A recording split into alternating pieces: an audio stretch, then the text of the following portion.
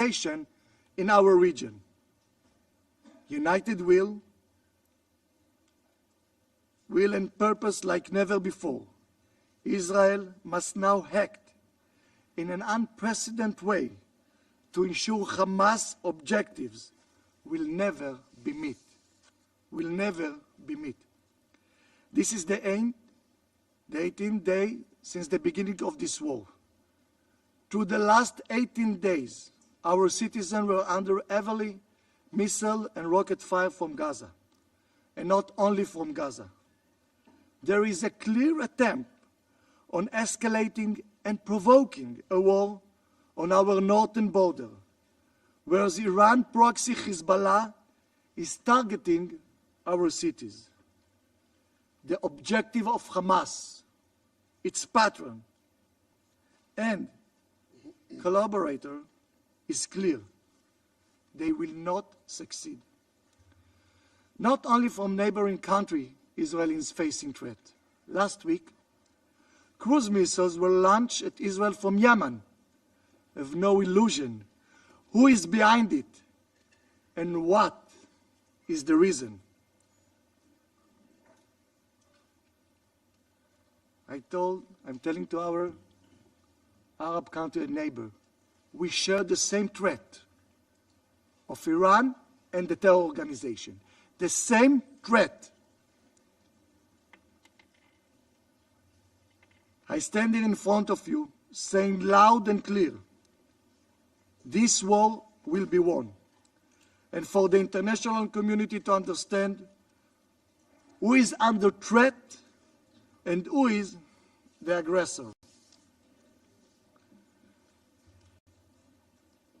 Mr. President, colleagues, permanent representative, the world now is facing a clear choice of moral clarity. One can be either part of the civilized world or surrounded to the forces of evil and barbarism. Hamas savages and their friends. There is no middle ground, no room for moral ambiguity, no room for this. I want to thank all the government who's already designated Hamas as a terror organization, and I call others to do it immediately. I want to thank the United States, President Biden and Secretary Blinken for showing such a moral clarity, for standing with Israel in word and deed at this dark hour. Thank you. I also wish to thank the many other leaders from across the world who have come to stand with Israel in this difficult time. I would like to remind you, the Charter here of the United Nations, which you all signed, begins with this word: we, the people of the United Nations, determined to save succeeding generations from the scourge of war, which twice in our lifetime has brought untold sorrow to mankind. Today, after the most vicious and brutal terror attack in the modern history, if all nations do not stand decisively and clearly by the innocent orphans left alone in the world, by the kids that were slaughtered while dancing at sunrise, by the Holocaust survivors, murdered or kidnapped, stand by Israel on our mission to eliminate the monsters from the face of the earth. If all nations do not stand by the basic value of humanity described in the UN Charter, this will be the darkest hour of United Nations under you, Mr. Secretary. At this place, will have no moral justification to exist. At this difficult time for the people of Israel, we say loudly, we are strong. We will rebuild. We are determined and resolved to achieve our dream, to be a free nation in our land, the land of Zion and Jerusalem. Thank you. I thank His Excellency Mr. Cohen for his statement. I shall now make a statement in my capacity as the Minister for Foreign Affairs of Brazil. I thank the Secretary General Antonio Guterres, the Special Coordinator for Middle East Peace Process, Mr. Thor Vennesland, and Deputy Special Coordinator Resident and Humanitarian Coordinator for the Occupied Palestinian Territories, Mrs. Lim Hastings, for their briefings. We are witnessing unprecedented levels of violence in the region. Since October 7th, more than 5,000 lives have been lost on both sides, and more than 1 million people have fled their homes in the Gaza Strip. Allow me to quote President Lula on his appeal to reason. Hamas must release Israeli children who were abducted from their families. Israel must cease bombing so that Palestinian children and their mothers can leave the Gaza Strip across the border with Egypt. There needs to be a minimum of humanity in the insanity of war. End of quote. What President Lula is underscoring is that we are dealing with both a hostage and a humanitarian crisis. The acts of terrorism carried out against civilians in Israel resulted in over 1,000 victims and the abduction of hundreds of innocent people, including children and the elderly. 3 Brazilian citizens have been confirmed dead, victims of Hamas attacks. As we deeply mourn their passing, we cannot condone acts of terrorism. Violence only breeds further violence. I want to make an appeal, therefore, for the immediate and unconditional release of all civilian hostages in safety, in particular of women and children. Acts of terrorism are heinous and criminal, and international law is clear on the ways to address it. The Security Council has created a significant body of counterterrorism norms.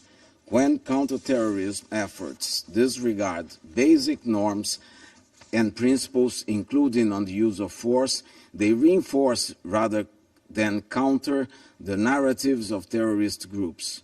Hence, as an effective strategy to address the terrorist threats, it's imperative to ensure full respect for human rights, humanitarian law, and refugee law.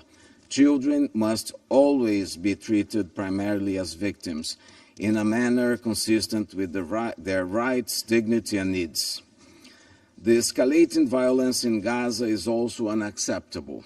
So is the demolition of civilian infrastructure, which resulted in the destruction of 42% of civilian housing. We cannot tolerate the loss of over 2,000 Palestinian children. As the occupying power, Israel has a legal and moral obligation to protect the local population under international humanitarian law. The recent events in Gaza are particularly concerning, including the so-called evacuation order, which is leading to unprecedented levels of misery for innocent people. The number of trucks with humanitarian aid that cross the Rafah border is utterly insufficient to meet the basic needs of the local population. The entire territory continues without power supply, impacting the work of health personnel. Hospitals are operating beyond full capacity. Access to drinkable water has been impeded, and many are resorting to improper sources of water. Civilians must be respected and protected at all times and everywhere. All parties must strictly abide by their obligations under international humanitarian law. And I highlight in this respect the fundamental principles of distinction, proportionality, humanity, necessity, and precaution, which must guide and inform all actions and military operations.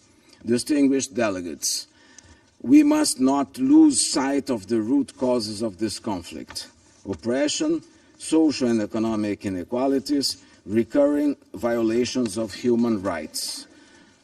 2023 marks 75 years since the beginning of the Israel-Palestine conflict.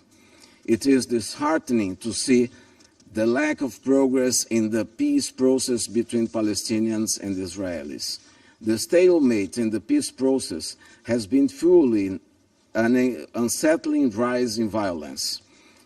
Even before the crisis in Gaza, 2023 was already the year with the highest death toll since 2005. The situation in the West Bank remains tense, with successive harmful incidents escalating into violence and leading to civilian casualties. The surge in shelter-related violence is also alarming. Achieving peace requires strict adherence to international law, as well as working towards realizing the two-state solution. As clearly stated by this Council, the continued occupation of the West Bank is unlawful and undermines the prospects for peace. Israel must stop all settlement activities in the occupied Palestinian territories, including East Jerusalem. The difference of treatment towards settlers and locals is unacceptable. The current and projected expansion all but erases the viability of a future Palestinian state and engenders violence and hatred. We also underscore the importance of preserving the historic status quo at the holy sites in Jerusalem and acknowledge the significance of the Hashemite custody. Brazil urges all parties to exercise maximum restraint and abstain from provocations, including the use of extremist rhetoric. Intra-Palestinian reconciliation is also pivotal. We acknowledge the meetings in Egypt focus on exploring reconciliation efforts among Palestinian factions. We encourage the continuation of diplomatic engagements to regional peace processes.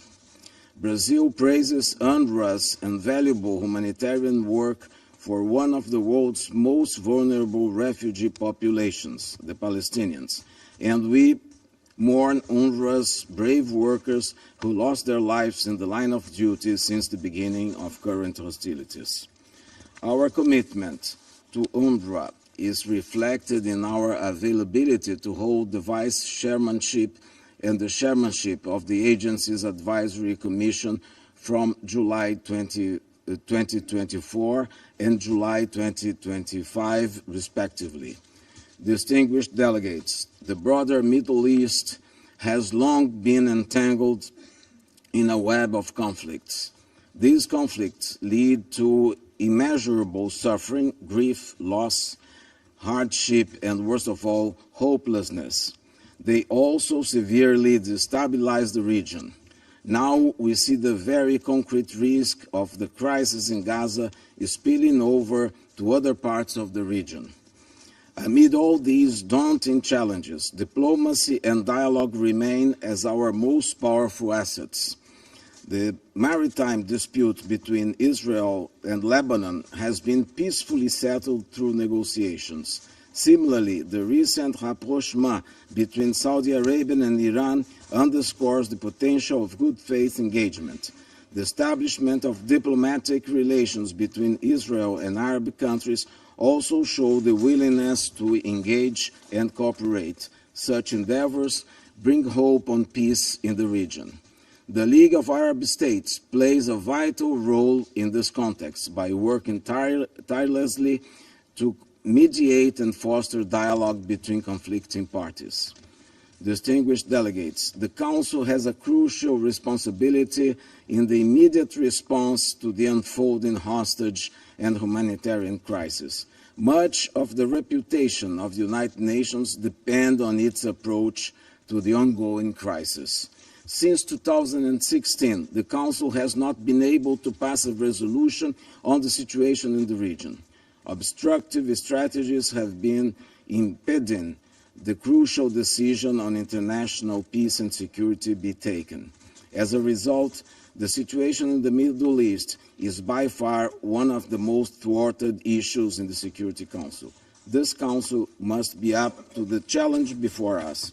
We will likely be tried and found guilty by future generations for our inaction and complacency. We must find ways to unlock multilateral action. Focusing on disagreements will not lead us to the direction of much-needed solution to the unfolding dire human crisis. The Security Council should not shy away from its responsibility of calling for the liberation of the innocent people abducted from their families, as well as for their safety, well-being, and humane treatment. This is a broad political call for the opening of urgently needed humanitarian corridors.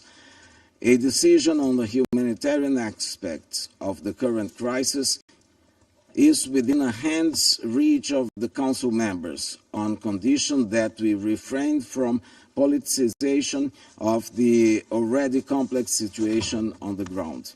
Brazil will continue to promote dialogue among members and action on the part of the Councils through the opening of possible avenues of negotiation. In this spirit, President Lula instructed me to attend the Cairo Peace Summit the past Saturday with an unequivocal message to add Brazil's voice to all those who are urging calm, restraint, and peace in the region. Despite the various positions of the member states there represented, consensus was possible on four major aspects as follows: the end of violence, the implementation of ceasefire, the establishment of humanitarian corridors, and the full endorsement of the two-state solution. Enough of strife, suffering, and instability. We need all stakeholders to see their own interests through new lenses with long-term and far-sighted perspectives. We need solutions, no matter how politically difficult they may be. A peace and prosperous Middle East is to the benefit of all of us. Thank you. I shall now resume my function as President of the Council.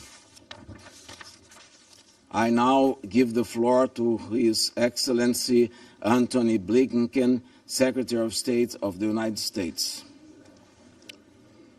Mr. President, thank you for convening this ministerial and for convening this council.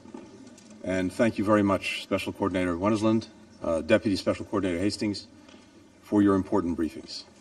Mr. Secretary General, we're grateful for your leadership in this incredibly challenging time, particularly in helping get humanitarian aid to civilians in Gaza. And to the entire UN team, their incredible bravery, their dedication, all of those who continue to serve in some of the most difficult circumstances imaginable, we express our gratitude and our admiration. I'm here today because the United States believes that the United Nations, and this Council in particular, has a crucial role to play in addressing this crisis. Indeed, we put forward a resolution that sets out practical steps that we can take together toward that end. The resolution builds on many elements of the text that Brazil put forward last week. It incorporates substantive feedback that we received from fellow Council members over recent days. It also draws heavily on the views that I heard firsthand from partners across the region after Hamas's appalling attack on October 7th, views that the United States shares. First, we all recognize the right and indeed the imperative of states to defend themselves against terrorism. That's why we must unequivocally condemn Hamas's barbaric terrorist attack against Israel. Babies riddled with bullets, young people hunted down and gunned down with glee. People, young people beheaded. Families burned alive in a final embrace. Parents executed in front of their children. Children executed in front of their parents. And so many taken hostage in Gaza. We have to ask, indeed it must be asked, where is the outrage? Where is the revulsion? Where is the rejection? Where is the explicit condemnation of these horrors? We must affirm the right of any nation to defend itself and to prevent such horror from repeating itself. No member of this council, no nation in this entire body could or would tolerate the slaughter of its people. As this Council and the UN General Assembly have repeatedly affirmed, all acts of terrorism are unlawful and unjustifiable. They're unlawful and unjustifiable whether they target people in Nairobi or Bali, in Luxor, Istanbul or Mumbai, in New York or Kibbutz Berry. They're unlawful and unjustifiable whether they're carried out by ISIS, by Boko Haram, by Al-Shabaab, by Lashkar-e-Taiba, or by Hamas. They're unlawful and unjustifiable whether victims are targeted for their faith, their ethnicity, their nationality, or any other reason. And this Council has a responsibility to denounce member states that arm, that fund, and train Hamas, or any other terrorist group that carries out such horrific acts. Let's not forget that among the more than 1,400 people that Hamas killed on October 7 were citizens from more than 30 UN member states, including many of the members around this very table. The victims included at least 33 American citizens. Every one of us has a stake. Every one of us has a responsibility in defeating terrorism. Second, we all agree on the vital need to protect civilians. As President Biden has made clear from the outset of this crisis, while Israel has the right, indeed the obligation, to defend itself, the way it does so matters. We know Hamas does not represent the Palestinian people, and Palestinian civilians are not to blame for the carnage committed by Hamas. Palestinian civilians must be protected. That means Hamas must cease using them as human shields. It's hard to think of an act of greater cynicism. It means Israel must take all possible precautions to avoid harm to civilians. It means food, water, medicine, and other essential humanitarian assistance must be able to flow into Gaza and to the people who need them. It means civilians must be able to get out of harm's way. It means humanitarian pauses must be considered for these purposes. The United States has worked relentlessly to make real these principles. We continue to coordinate closely with Egypt, Israel, and partners across the region, as well as with the United Nations, to build mechanisms that will enable sustained humanitarian assistance to flow to civilians in Gaza without benefiting Hamas or any other terrorist group. President Biden appointed one of our most senior diplomats, Ambassador David Satterfield, to lead our humanitarian efforts, which he is currently doing on the ground. The United States has committed an additional $100 million in humanitarian assistance to Palestinians in Gaza and the West Bank, bringing the total aid that we've provided to the Palestinian people over the past 2.5 years to more than $1.6 billion. That makes the United States the largest single country donor, by far, to the Palestinian people. We call on all countries, particularly those with the greatest capacity to give, to join us in meeting the UN's appeal for the humanitarian situation in Gaza. At the heart of our efforts to save innocent lives in this conflict, and in every conflict for that matter, is our core belief that every civilian life is equally valuable. There is no hierarchy when it comes to protecting civilian lives. A civilian is a civilian is a civilian, no matter his or her nationality, ethnicity, age, gender, faith. That's why America mourns the loss of every single innocent life in this crisis.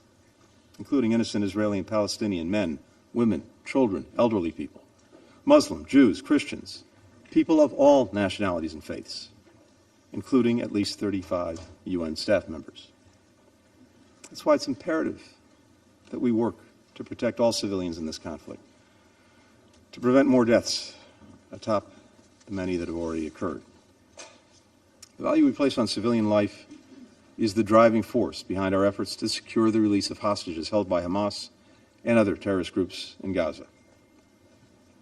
I, as others have, had the occasion to meet with families of those missing and suspected to be in the hands of Hamas on my recent trip. Several, as you know, are in this room with us today. None of us can imagine the nightmare they're living, something no family should have to endure. Their loved ones must be released immediately, unconditionally, and every member of this council, indeed, every member of this body, should insist on that, insist on that, insist on that. We're grateful to Qatar, to Egypt, to the ICRC for helping secure the release of 4 of Hamas's hostages. But at least 200 more, and again, from many of our nations, are still in the grip of Hamas. So, again, I implore every member here, use your voice, use your influence, use your leverage to secure their unconditional and immediate release. Third, we're all determined to prevent this conflict from spreading. This goes to the principal responsibility of the Security Council, maintaining international peace and security. A broader conflict would be devastating, not only for Palestinians and Israelis, but for people across the region and indeed around the world. To that end, we call on all member states to send a firm, united message to any state or non-state actor that is considering opening another front in this conflict against Israel, or who may target Israel's partners, including the United States. Don't throw fuel on the fire. Members of this council, and permanent members in particular, have a special responsibility to prevent this conflict from spreading. I look forward to continuing to work with my counterpart from the People's Republic of China to do precisely that when he visits Washington later this week. Now, it is no secret to anyone in this room or on this council that for years, Iran has supported Hamas, Hezbollah, the Houthis, and other groups that continue to carry out attacks on Israel. Iranian leaders have routinely threatened to wipe Israel off the map. In recent weeks, Iran's proxies have repeatedly attacked U.S. personnel in Iraq and Syria, whose mission is to prevent ISIS from renewing its rampage. So, let me say this before this council, and let me say what we've consistently said to Iranian officials through other channels. The United States does not seek conflict with Iran. We do not want this war to widen. But if Iran or its proxies attack U.S. personnel anywhere, make no mistake, we will defend our people, we will defend our security, swiftly and decisively. To all the members of this council, if you, like the United States, want to prevent this conflict from spreading, tell Iran, tell its proxies, in public, in private, through every means, do not open another front against Israel in this conflict. Do not attack Israel's partners. And we urge members to go a step further. Make clear that if Iran or its proxies widen this conflict and put more civilians at risk, you will hold them accountable. Act as if the security and stability of the entire region and beyond is on the line, because it is. Fourth and finally, even as we address this immediate crisis, we all agree that we must redouble our collective efforts to build an enduring political solution to the conflict between Israelis and Palestinians. The only road to lasting peace and security in the region, the only way to break out of this horrific cycle of violence, is through 2 states for 2 peoples. As President Biden has underscored from day one, Palestinians deserve equal measures of security, of freedom, of justice, of opportunity, of dignity. And Palestinians have a right to self-determination and a status of their own. Now, we have no illusions about how hard it will be to achieve a two-state solution. But as President Biden has said, we cannot give up on peace. Indeed, it's precisely in the darkest moments, like this one, that we have to fight the hardest to preserve an alternative path, to show people making it real, improving their lives in tangible ways is possible. Indeed, it's necessary. We've heard many countries express support in recent weeks for a durable political solution. Our message today is this: help us build that solution. Help us prevent the spread of war that will make two states and broader peace and security in the region even harder to achieve. Members of this Council, we stand at a crossroads. Two paths lie before us. The difference between them could not be more stark. One is the path offered by Hamas. We know where it leads: death, destruction, suffering, darkness. The other is the path toward greater peace, greater stability, greater opportunity, greater normalization and integration. A path toward people across the region being able to live, to work, to worship, to learn, side by side. A path toward Palestinians realizing their legitimate right to self-determination and a state of their own. Nothing would be a greater victory for Hamas than allowing its brutality to send us down its path of terrorism and nihilism. We must not let it. Hamas does not get to choose for us. The United States stands ready to work with anyone ready to forge a more peaceful and secure future for the region, the future its people yearn for and so deserve. Thank you, Mr. President. I thank His Excellency Mr. Blinken for his statement. Now I give the floor to Her Excellency Mrs. Catherine Colonna, Minister for Europe and Foreign Affairs of France. Monsieur le Président, je remercie le secrétaire général et son représentant personnel et coordonnateur spécial des Nations Unies pour le Moyen-Orient, ainsi que son adjointe, d'avoir informé notre Conseil.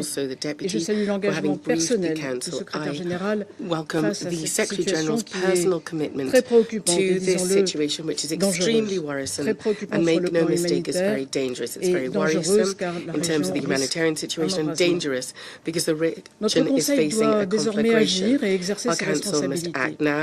C'est son devoir, c'est notre devoir. Nous avons le devoir de condamner sans aucune ambiguïté l'attaque terroriste du Hamas et d'autres groupes terroristes contre Israël, une attaque massive, inhumaine et abominable, une attaque contre des civils, assassinés de sang-froid, torturés, violés. Personne ne peut contester la réalité qui est que le 7 octobre, le Hamas, groupe terroriste, Hamas, a terrorist group, launched an offensive against a UN member state, Israel. Ce terrorisme a aussi frappé la France. This terrorism also struck France.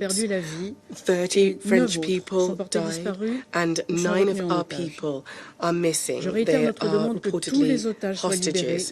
I reiterate our call for all hostages to be released immediately without conditions.